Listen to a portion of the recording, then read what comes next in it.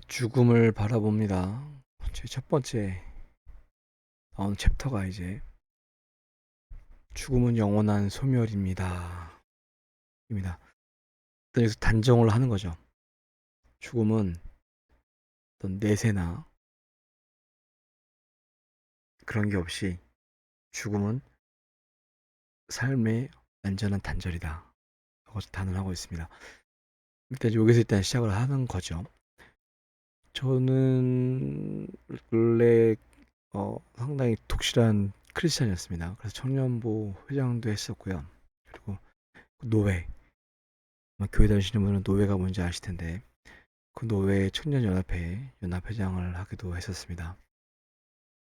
그러다 이제 나이가 청년부 활동을 끝내고 30대 중반, 40대 들어가면서 그 진지하게 이제 고민을 하기 시작했죠. 삶에 대해서 고민해보고 또한 종교에 대해서도 계속 이제 철학서라든가 인문서라든가 계속 고민을 하면서 지금 내가 지금까지 믿었던 그런 종교, 저는 지금도 이제 예수님, 예수는 우리 인류 역사상에 어떤 정말 획기적인 터닝 포인트를 만든 그러한 선지자라고 저는 지금도 생각하고 있습니다. 하지만 예전처럼 뭐 어떤 부활을 한다거나 그런 의미로 이제 바라보진 않고 있죠. 근데 그런 과정을 통해서 지금 우리가 믿고 있는 그 종교가 갖고 있는 여러 가지 많은 폐해라든가 아니면 잘못된 점들, 오류들, 아니면 지금 잘못 가고 있는 그런 상황들에 대해서 이제 나름대로 이제 정리를 하게 됐고, 그래서 이제는 지금은 음, 천국이라는 거는 이제 믿지는 않습니다. 그리고 이제 보통 말하는 그런 하나님, 기독교에서 말하는 하나님 또한 어, 저는 존재하지 않는다고 보고요. 제가 보는, 저는 그렇지만 우리의 삶은 신이 주신 특별한 선물이라고 말을 했지 않습니까? 그 신은 이제 우리가 아까 잠깐 언급을 얘기했는데 기독교라든가 어떤 그런 계시 종교에서 말하는 그런 신이 아니라 이 우주를 창조하고 뭐 창조했다지만은 사실 어떻게 보면 자연 자체로 볼 수 있는 거죠. 어떻게 보면 거대한 어떤 자연, 이 자연을 창조하고 우주를 창조하고 그 모든 것들을 분명히 누군가는 어떤 존재인가는 이 모든 것들을 주관하는 그런 존재가 막연하게나마 존재할 거라고 믿기에 저는 그런 존재를 이제 신이라고 저는 보고 있습니다. 그래서 어떻게 보면 이런 신은 인간의 그런 어떤 하나하나의 인생에 개입을 하지 않죠. 개입할 이유도 없고 어떻게 보면 무관심한 신, 관심이 없는 신, 개별적인 어떤 그런 하나의 삶에 대해서 그렇게 말할 수 있는데 살 그런데 신이 우리 하나하나의 인생에 개입할 이유는 없죠.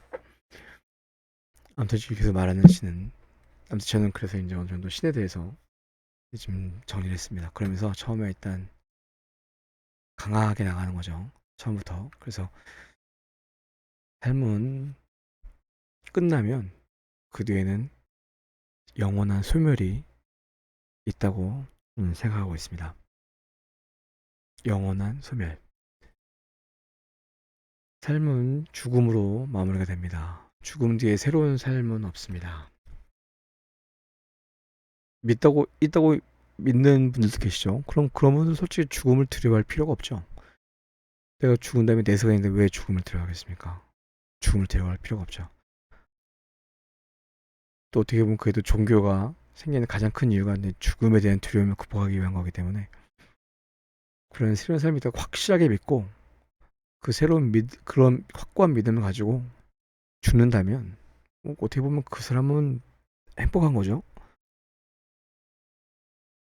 죽은 뒤에 뭐 깨어나든 깨어나지 않든지 간에 자신의 확고한 믿음을 가지고 나는 다시 새로운 천국에 태어날 거야 라는 확고한 믿음을 갖고 만약에 죽는다면, 그런 믿음 많이 갖고 계신 분들이 있다면 그거는 대단한 거죠. 그런 분은 뭐 존경하는 만하다고 생각합니다. 확고한 믿음이 니까요. 하지만 그런 확고한 믿음을 갖고 있는 사람들이 과연 얼마나 될까? 1%도 안 될걸요? 0.001%도 안 될 거라 저는 생각합니다. 대부분의 직장인들, 그나마 청년 때는 열심히 신앙생활을 하시던 분들도 이제 아이 낳고 결혼 생활하고 직장 생활하면서 40대, 50대, 60대 지나면 이 어떤 종교 단체라는 것 자체가 그 안에서 어떤 본질적인 믿음을 갈구하기보다는 하나의 그냥 관계를 맺기 위한 그런 단체가 되어버리는 거죠. 그래서 저도 이제 기독교 다니고 기독교를 믿고 하나님을 믿고 이제 여러 믿음의 선배들이라든가 그런 분들이 이제 여러 가지 뭐 지나가는 과정들을 봤겠죠. 대부분은 이제 신앙이 도태가 되죠. 나이가 들어가면서. 그러면서 이제 음, 어떤 직분, 더 좋은 직분을 받기 위해서 아니면 어떤 자신의 어떤 하고 있는 업에 좀 더 어떤 유리하기 위해서 그렇게 하기 위해서 이제 교회를 어떻게 보면 이용한다고 말할 수 있죠. 그런 분들이 좀 많아지죠. 안타까운 일이죠. 그 신앙의 연수가 연한이 짚어지면서 신앙의 더 신앙의 본질적인 부분, 믿음의 본질적인 부분에 좀 더 다가가고 그 가운데서 이제 과연 신앙의 무언가에 대해서 고민하면서 자신의 신앙을 성장시켜가고 성숙시켜가야 되는데, 네, 뭐 모두 익히 알지만 세상 살아가는 게 그렇게 쉽지만은 않죠. 그러다 보니 그냥 간단히 얘기해서 먹고 살아야 되니까 그냥 모든 걸 잊고 생각을 하지 않고 그냥 편하게 이렇게 살아가는 경우가 있죠. 근데 그게 이제 나중에 결론적으로 보면 결국은 자가당착에 빠져버려 자기 스스로가 이제 덫에 빠져버리는 거나 마찬가지죠. 영혼의 소멸, 육체의 해체가 죽음입니다. 영혼은 사라집니다. 육체는 다시 새로운 유기체의 일부분을 이루며 무한히 결합과 해체를 반복할 것입니다.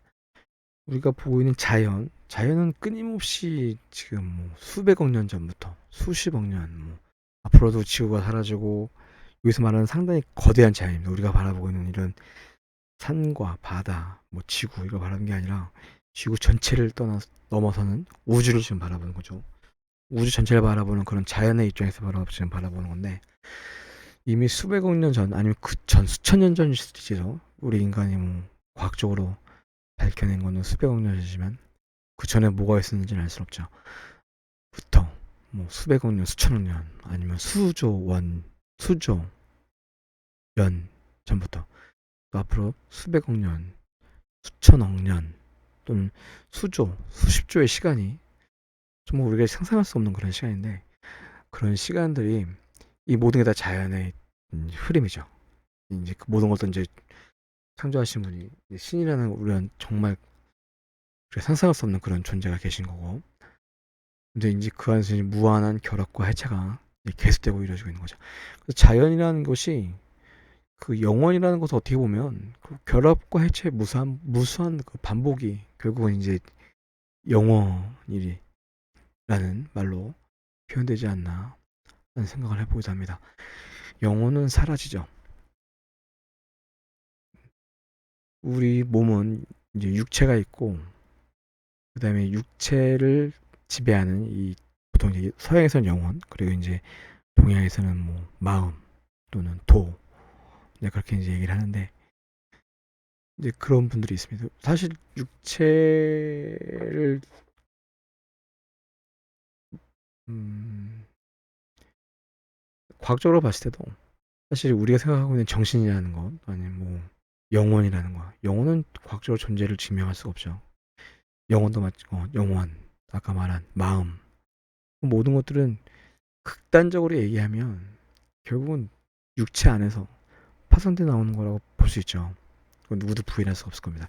하지만 우리는 이 육체라는 것과 이 육체를 우리는 그 정신이라는 그 정신이 두 개가 완전히 음, 떨어지지도 않고 또한 완전히 분리되지도 않은, 결국은 육체가 정신이 나뉘기도 하지만 또한 나뉜다고 말할 수도 없는 그런 애매한 관계에 있다고 저희는 생각을 합니다. 그래서 우리 육체를 실질적으로 컨트롤하는 건 저희 정신이지 않습니까? 이성 또는 정신 또는 마음 또는 영혼이 우리의 그 육체를 저는 컨트롤하고 있다고 그렇게 이제 믿고 있죠. 하지만 이런 영혼도 이런 마음도 결국은 소멸합니다. 육체가 사라지면 당연히 이제 소멸되죠. 영원한 소멸에 저희들이 빠지게 되겠죠. 죽음에 대해 깨달으면 영원한 소멸의 의미를 알게 됩니다. 영원한 소멸은 피할 수 없습니다. 그 두려움과 공포는 모든 인간이 겪는 아픔이지만 누군가에게는 새로운 기회로 다가오기도 합니다. 여기서 말하는 새로운 기회라는 건 간단히 말하면 인식의 전환, 내 마음을 바꾸는 거죠. 내 마음을 바꾸면 영원한 소멸이, 이 두려움이 내 인생을 바꿔주는 하나의 터닝 포인트가 될 수 있다는 거죠. 새로운 기회가 되는 겁니다. 내 인생을 새롭게 바라볼 수 있는 기회가 되는 거죠. 그래서 영원한 소멸 앞에서 피하지 말고 직시하며 담대히 받아들이는 수용의 자세가 필요합니다. 대부분 수용을 하기 힘들죠. 못하죠. 하지만 노력을 하면 수용을 하는데 좀 더 쉬워질 수 있겠죠.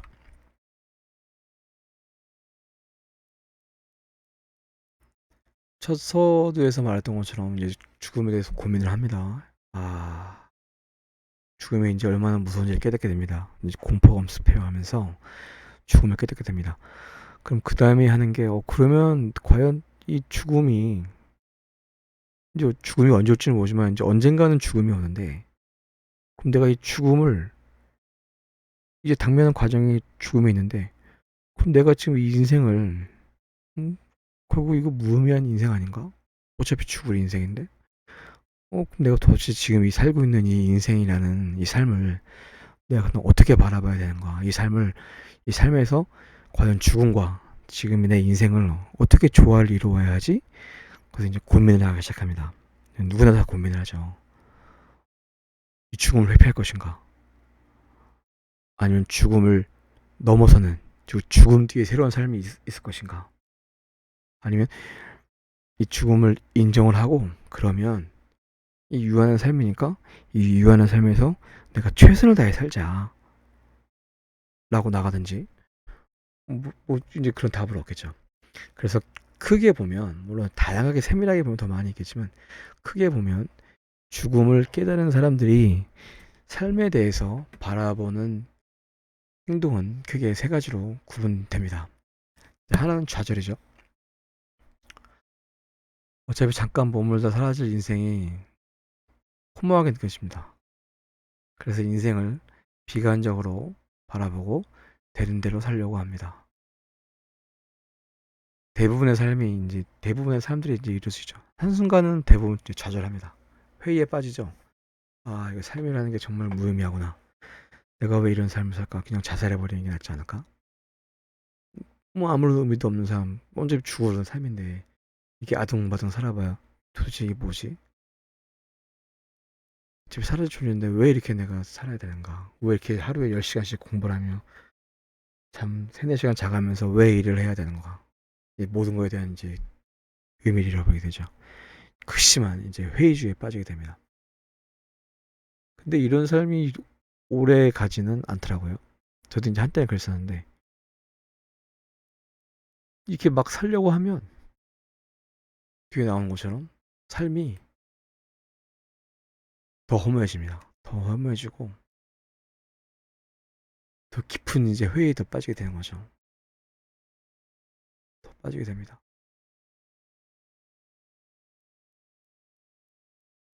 근데 여기서 또 재밌는 건 뭐냐면, 우리 이성이 이런 막 사는 삶, 또 회의적인 삶, 모든 걸 다 포기하는 삶, 이런 삶을 살도록 놔두질 않습니다. 저는 개인적으로 저는 그렇게 생각합니다. 그래서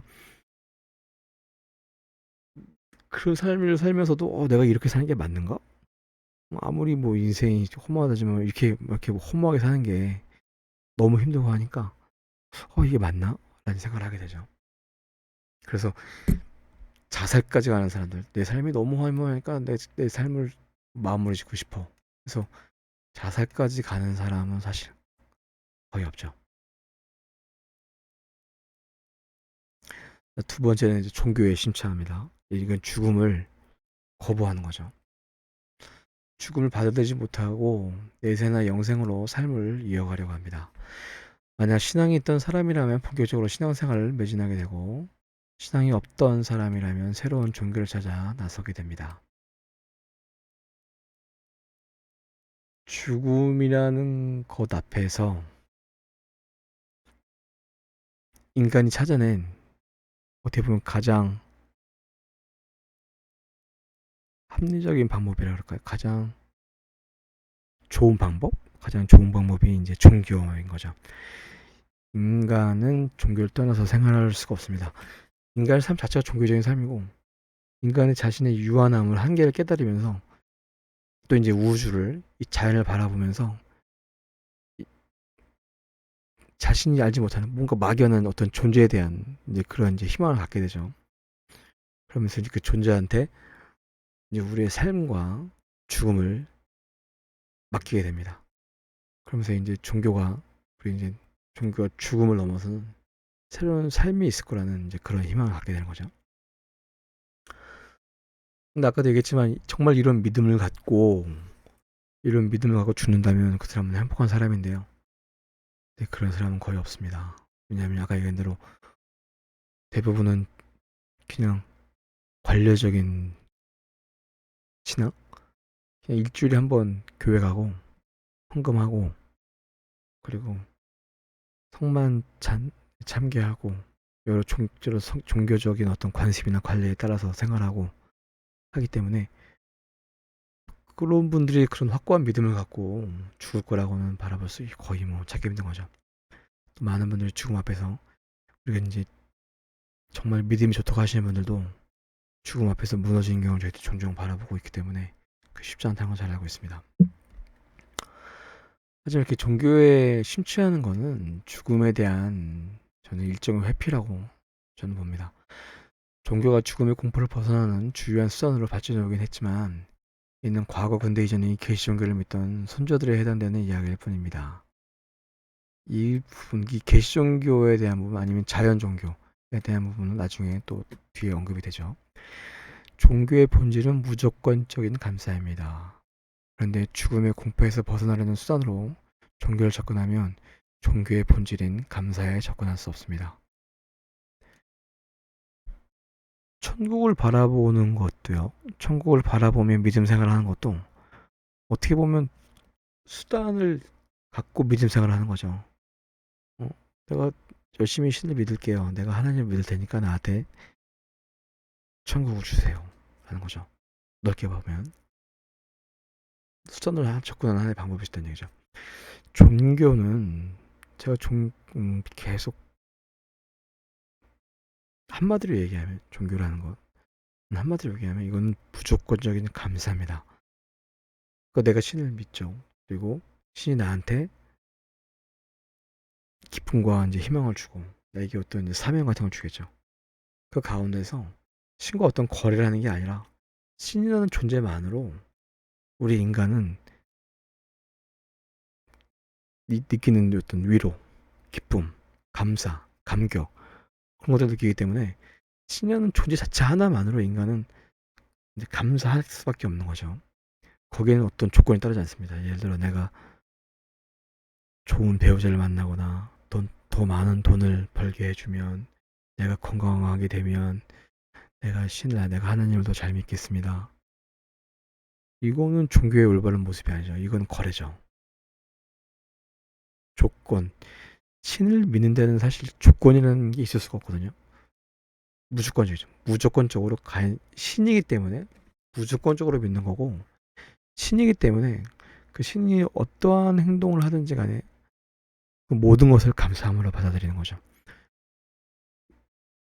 내가 병에 걸린 것도, 내가 회사에서 잘린 것도, 내가 돈이 지금 없는 것도 나는 이해할 수 없고, 나는 뭔가 불합리한 것 같고, 내 주변에 사람들을 봤을 때는 뭔가 불평등한 것 같은데, 그럼에도 불구하고 감사하는 거죠.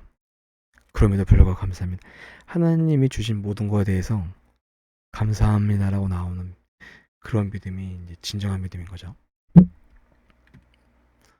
근데 그런 진정한 무조건적인 감사에 가야 되는데, 근데 내세를 요구하는 것 자체가,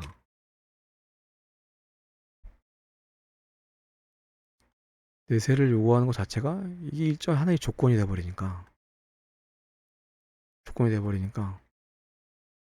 본질적인 종교의 본질적인 부분을 접근할 수 없는 거죠. 자, 마지막은 수용입니다.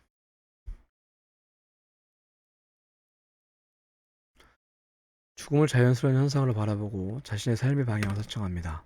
그러면서 자신을 둘러싼 여러 상황을 이해하고 그 속에서 자신만의 가치관을 가지고 자신만의 삶을 살아갑니다. 이 수준까지 가려면 바로 이 수준에 갈 순 없죠. 아까 얘기한 대로 일단 회의하죠.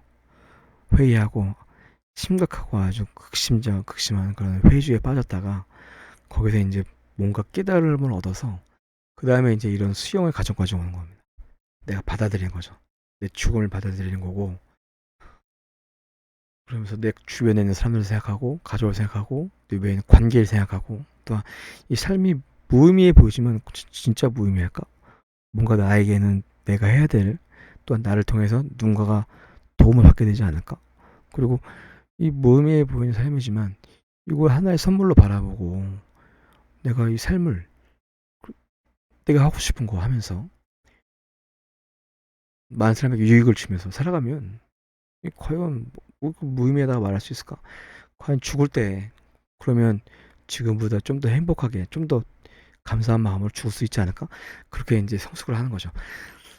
그러니까 결국은 회의를 통해서 나중에는 어떤 회의가 어떤 성숙을 통해서 나중에는 수용까지 이제 발전하는 경우죠. 이제 수용까지 와야죠. 대부분은 이제 시간이 지나면 이제 이런 수용까지 올게 될 거라고 저는 생각을 합니다. 그러면서 이제 죽음을 직시하는 거죠. 본격적으로 이제 죽음을 바라보고 이 죽음에 대해서 죽음이 무언지에 대해서 직시하기 시작합니다. 고민하기 시작하는 거죠. 관찰하기 시작하고 내 삶과 죽음의 관계에 대해서 생각해보고 이 죽음을 과연 어떻게 바라봐야 되는지, 그리고 내 삶 가운데서 내가 죽음을 어디까지 관여하고 어디까지 개입을 해야 되는지 그런 것을 고민하게 되는 거죠. 그러다 보면 이제 자기 삶도 이제 돌아보기 시작하는 거죠. 삶을 돌아보면서 삶이라는 게 이제 삶과 죽음이 있는 게 아니라 삶이 있는 겁니다. 왜냐하면 삶에는 죽음이 포함되어 있으니까. 삶의 일부분이 이제 죽음인 거죠. 삶의 마지막이 이제 죽음인데, 삶의 시작이 태어남이고 삶의 마지막이 죽음인데, 어떻게 보면 죽음에 대해서 더 깊이 생각할 게 아니라 우리는 삶에 더 집중을 해야 되는 거죠.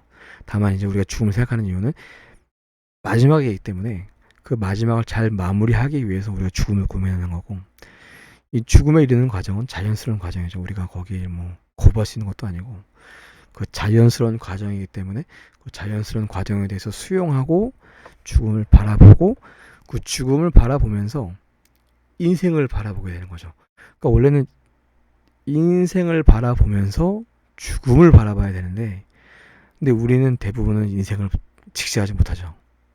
직시 안 합니다. 그냥 인생을 살아갈 뿐이죠. 인생에 대해서 깊이 고민하는 사람이 없습니다. 대부분 그냥 내 앞에 인생이 던져졌으니까, 선고됐으니까 다만 인생을 살아가죠. 깊이 생각하는 사람이 없어요. 깊이 생각하면서 죽음까지 가야 되는데 그게 아니라 오히려 죽음에 대해서 고민하면서 그게 앞에 있는 인생까지도 고민하고 내 인생을 돌아보게 하는 거죠. 이게 어떻게 보면 가장 좋은 선순환인 거죠. 죽음을 생각하면서 지금 내 삶을 다시 한번 돌아보는 거. 그렇게 되면 이제 인생이 이제 바뀌게 된다고 이제 저는 생각합니다. 가장 성숙한 자세죠. 하지만 이런 자세를 갖기 위해서는 많은 내적인 성찰과 함께 용기가 필요합니다.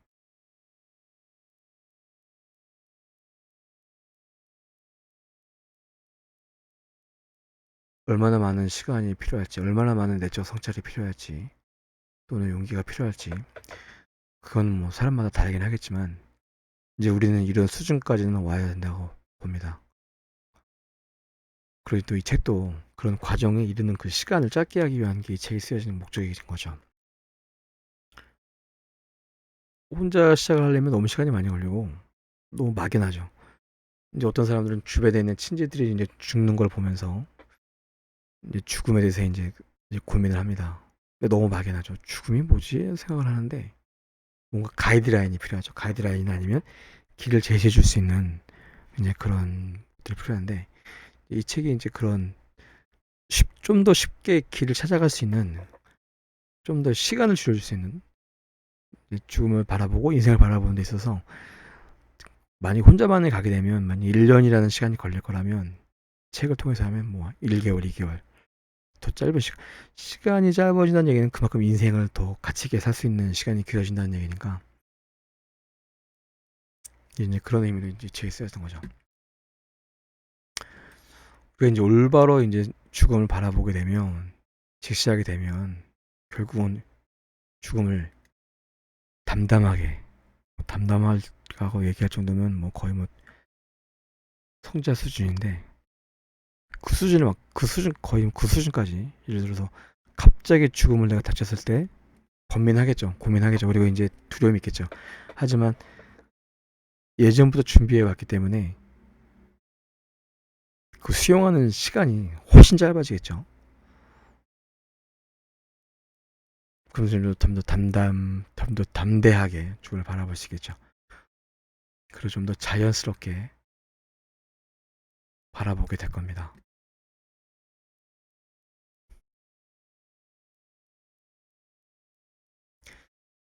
죽음을 제대로 바라보면 인생의 가치가 커지고 삶이 풍성해집니다. 이게 이제 죽음에 대한 아이러니죠. 저는 지금 죽음을 바라보는 게 결국은 삶을 바라보는 겁니다. 죽음이라 쓰고 삶이라 죽음이라 쓰고 삶을 말하는 거죠. 그래서 인생의 가치가 커지고 삶이 더 풍성해집니다. 한계를 알면 한계가 있으면 더 소중해지는 겁니다. 우리가 이제 영원한 삶이 와 얼마나 좋을까, 얼마나 행복할까, 영원하게 사니까 얼마나 좋을까라고 생각하는 사람들이 있죠. 처음엔 막연히 생각하는데 근데 영혼에 대해서 하루라도 제대로 생각을 해보면 그 영혼이 오히려 고통이라는 걸 깨닫게 되죠. 영혼은 축복이 아니죠. 축복이 아니면 고통입니다. 고통. 영원한 생명은 영원한 죽음과 다를 바가 없습니다. 둘이 똑같은 말이죠. 우리는 영원히 못 살기 때문에 영혼에 대한 어떤 선망이라든가 기대가 있고 종교인들은 그런 걸 이제 믿음으로 살아가기도 하지만 진짜 날 잡고 영혼에 대해서 과연 영혼이 뭔가 내가 과연 영원한 삶이라는 게 과연 뭔가 실질적으로 한번 생각을 해보면 절망을 느끼게 되겠죠. 절망. 이게 즐거운 일은 아닐 겁니다. 영혼이라는 게 아마 영원히 사는 사람이 있다면 죽고 싶어 할 겁니다. 근데 인생의 가치는 그게 한계가 있기 때문에 가치가 있는 거죠. 만약에 영원하다면 가치가 없죠. 하지만 한계가 있고 길이가 있기 때문에 거기서 이제 가치가 생기는 거고요. 그, 가, 그 길이가 있다는 걸 내가 인식을 하니까 그 길이 안에서 뭔가 좀 더 많은 걸 하기 위해서 노력을 하겠죠. 그러다 보니까 삶이 더 풍성해집니다. 그러면서 이제 이전에 보지 못했던 것들이 경이롭게 보인다는 얘기였는데 아름답게 보이는 거죠. 예전에는 정말 허무하고 옛날에는 별로 소중하다고 생각하지 않았던 것들, 그냥 무시하며 지났던 것들인데 그런 것들이 더 이제 소중하게 보이는 거죠. 특히 이제 가족. 옛날에는 귀찮은 존재였던 가족들, 내가 이제 많은 부분을 음, 배제하고 많은 부분을 무시했던, 소홀히 했던 그런 가족들이 이제 정말 소중하게 보이는 거죠. 그러면서 또 단조로웠던 삶이 지금부터 좀 더 화려하고 좀 더 적극적으로 좀 더 다양하게 보기도 할 겁니다. 영원한 소멸을 수용하고 그 안에서 현재 삶을 소중히 여겨야 합니다. 영원한 소멸을 인정하는 일은 쉬운 일이 아닙니다. 많은 성찰의 시간이 필요하고 수많은 고통의 시간을 인내해야 합니다. 하지만 반드시 해야만 하는 일입니다. 사실 우리가 취미 활동이나 텔레비전을 보는 시간의 10%만 죽음과 삶에 대한 성찰을 하려 해도 우리 삶은 많은 부분에서 달라져 있을 겁니다. 우리는 생각보다 생각을 안 하죠. 무엇을 먹을까, 무엇을 마실까, 집을 살까, 아파트를 살까, 전세를 살까, 이런 거는 저희가 말하는, 지금 여기서 말하는 생각에 포함이 안 되는 거고요. 여기서 말하는 생각이라는 건 인생이라는 게 과연 뭘까, 아니면 삶이라는 게 뭘까, 그런 진지한 고민들, 삶에 대한 성찰들, 아니면 죽음에 대한 성찰들, 내 삶을 바라보는 그런 시각들, 그에 대한 생각들 거의 하지 않는다는 거죠. 하루에 우리가 텔레비전을 보는 시간이 2시간, 3시간 될 거고, 주말에 더 많은 시간을 보겠죠. 그럼에도 불구하고 생각은 거의 하루에 5분 할까요? 10분 할까요? 그렇게 안 하는 분들도 많죠. 그나마 일기라도 쓰는 사람들은 조금이라도 고민해 보겠지만 대부분은 삶에 대해서 진지하게 생각하는 사람은 거의 없죠.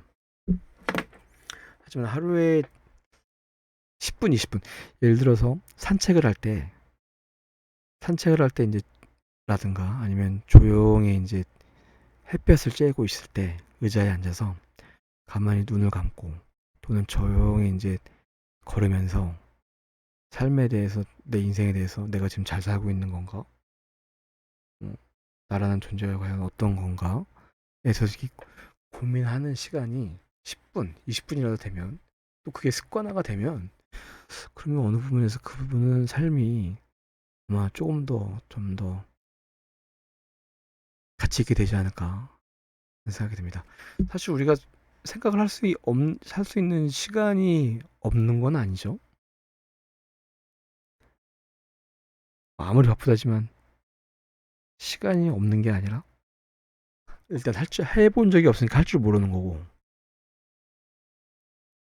하는 게 또 이제 너무 귀찮은 거고, 재미가 없죠. 귀찮고 재미가 없고 무미건조해 보이고 다 쓸데없는 일 같고, 그러다 보니 이제 안 하는 거죠.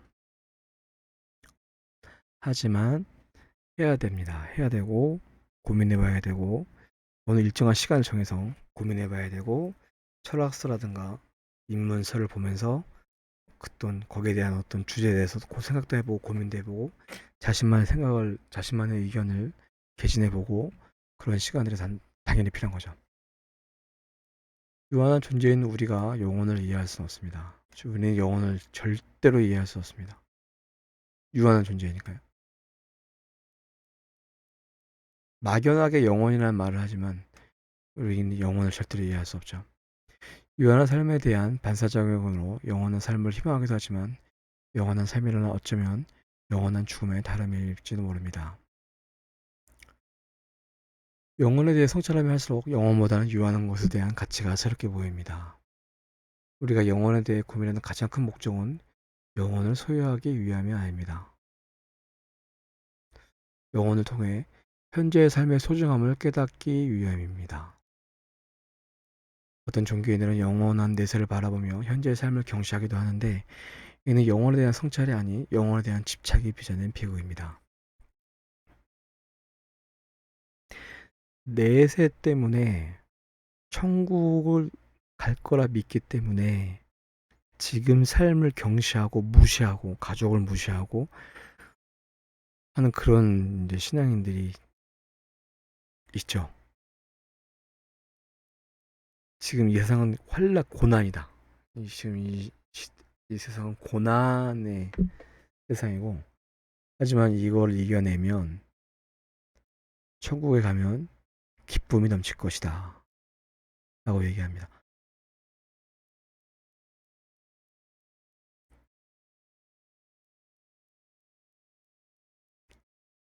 과연 그럴까요? 현재의 삶을 소중히 여기지 않는데, 지금 살아가고 있는 세상을 소중히 여기지 않는데, 내세에 가서, 천국에 가서 그 삶을 소중히 여길 수 있을까요?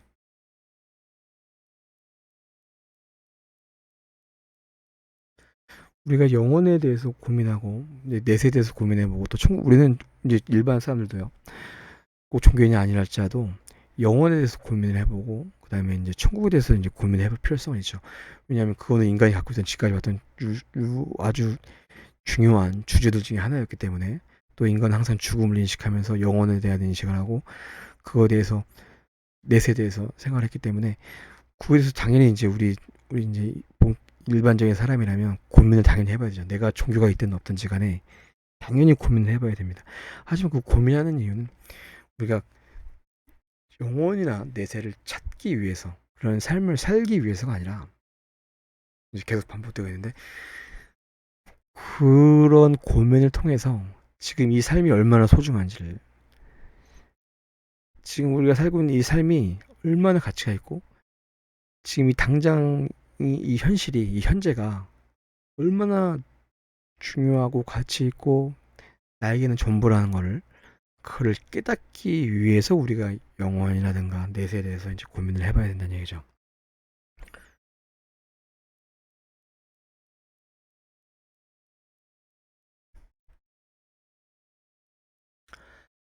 죽음은 내 육체뿐만 아니라 내 영혼도 사라지게 합니다. 사람의 본 모습은 육체가 아니라 영혼 또는 마음입니다.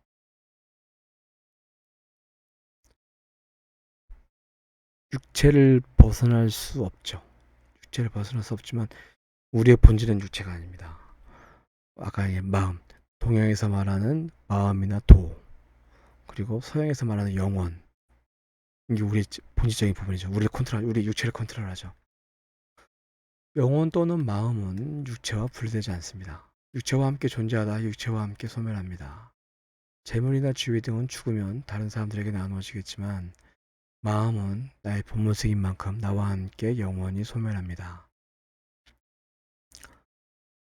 마음속에 다른 사람에 대한 사랑, 배려, 친절을 차곡차곡 담아놓으면 따뜻한 마음으로 삶을 떠날 수 있을 것입니다. 죽을 때 갖고 갈 수 있는 거, 죽을 때 내려놓아야 되는 거. 죽을 때는 이제 몸뚱아리도 내려놓고 죽는 거죠. 몸뚱아리 소멸하니까.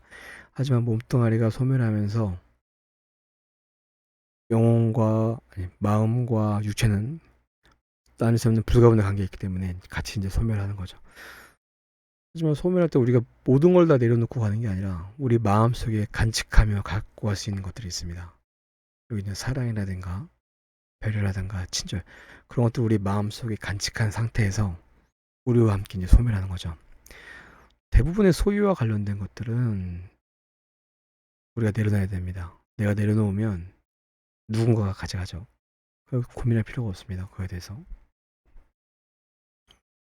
정말로 중요한 거는 내 마음속에, 죽을 때 내 마음속에 간직한 채로 나와 함께, 내 마음과 함께 소멸해 가는 것. 영원히 나와 함께 하는 거죠. 그것도 어떻게 보면. 그게 정말 중요한 거라고 말할 수 있을 것입니다. 정리를 하자면, 죽음은 이제 영원한 소멸입니다.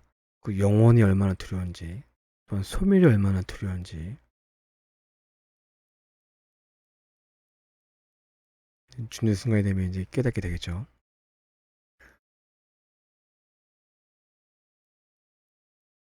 죽음은 영원한 소멸입니다. 우리가 과연 어떻게 살아야 될지, 죽음을 어떻게 바라봐야 될지 다시 한번 뭐 어떤 분들은 그거에 대해서 죽음이 영원한 소멸이 아니라 생각할 수 있을 겁니다. 일단 자신의 상관이 없죠. 본인이 갖고 있는 확고한 믿음이 있으면 확고한 믿음으로 죽음을 대체하면 되는 거니까요. 뭐 본인이 판단해서 본인의 믿음대로 또 본인의 생각대로 죽음에 대해서 정의하면 되겠죠. 이상입니다.